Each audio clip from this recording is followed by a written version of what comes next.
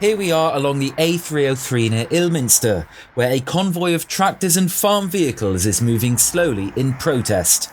These farmers, part of the Farmers in Action group, are making their message loud and clear. Their livelihoods and family traditions are at risk due to proposed changes to inheritance tax laws. Nigel, a farmer and organiser of today's action, introduced himself to the crowd. Thank you for coming today. A lot of you know why we're here. We're Farmers for Action. We're trying to raise awareness with public and government about the unfair laws that they're bringing in. So Farmers for Action have got a plan, and it's a 3-point plan to start with. We're trying to abolish inheritance tax and restore that APR and BPR. I googled that, so I know what that means. Second one's fairness in food pricing and the national food security. All things that are close to our heart. As long as we can raise awareness today, that would be good. Today's protest targets new rules set to come into effect in April 2026. Under the changes, family farms worth over 1 million will face a 20% inheritance tax, replacing the full relief they currently enjoy. Farmers argue this will make it impossible to pass their land on to the next generation. To understand the personal impact, I spoke to several farmers taking part in the protest. Here's Will Blake, a farmer from South Petherton. Our family belongs to my dad and his three brothers. By the time it comes down to me, it might not be very much anyway, but it's still the principles of it. Like, gone were the days where everything was handed down to the oldest son and all the rest of it. But nice to see everyone unite today.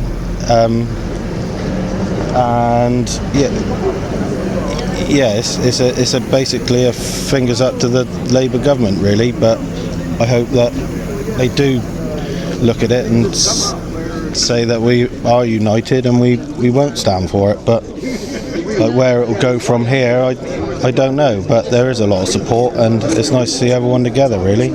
Will's story is echoed by Nigel Whitham from Merriott, whose 170-acre farm has been with his family for generations. The tax is such that you've got to sell the unit to be able to pay the tax, because the unit doesn't generate enough money to save ready for the tax. So I'm the last of the line. We're asset rich and cash poor, right? I've got a fiver in my pocket, but I've got more money invested in the land.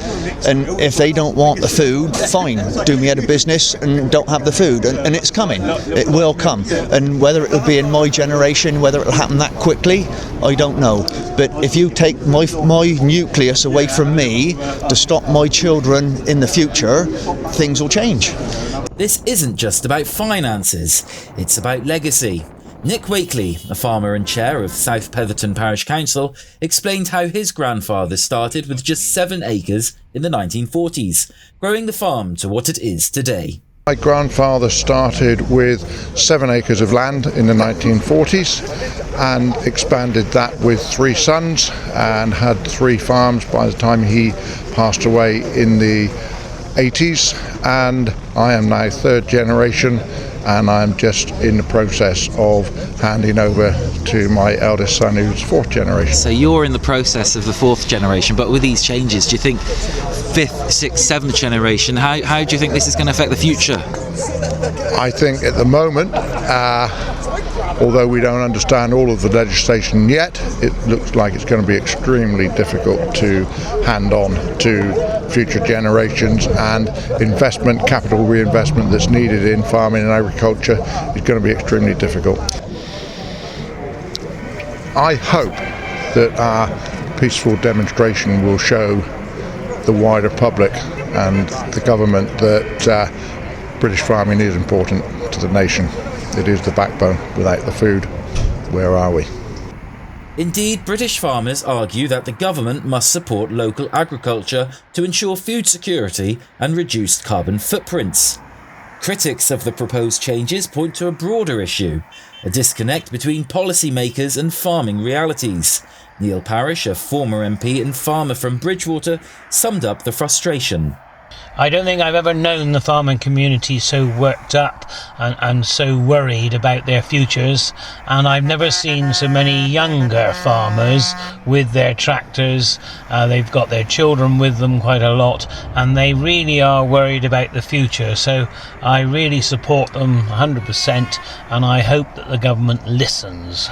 I think the farmers will carry on protesting. I think there'll be more protesting today and this evening, and I also think there'll be more protests into the future, because they do not see a future for themselves, because they need capital and they don't earn a lot of money farming from capital, and so these younger farmers know that if they don't stop this tax, not only will they be affected, the 40, 50-year-olds, but their children who want, 18, 20, 25. And if you've got a youngster, a toddler, you are just worried that they will not be able to farm in the future. And some of these farms have been going for generations, and it's just crazy what the government's doing. And inhumane. The government, however, insists the changes are about fairness. Officials claim that the top 2% of claims account for a significant share of agricultural property relief, costing taxpayers millions. They argue the new policy will protect smaller family farms while redirecting resources to public services.